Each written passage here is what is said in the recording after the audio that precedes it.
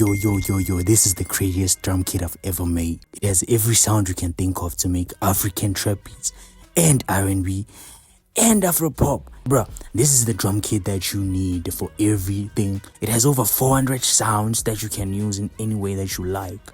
Isn't that crazy? You can find it in the description below, but before that, here are some of the sounds.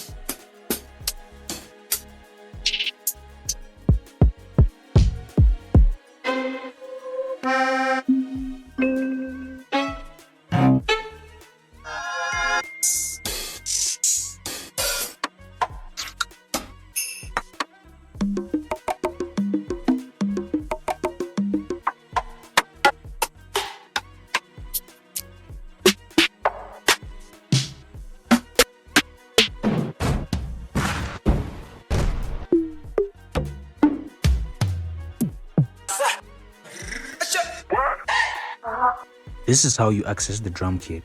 Click the first link in the description. After that, it will take you to this page. Then all you have to do is enter 12 or more if you want to support the channel.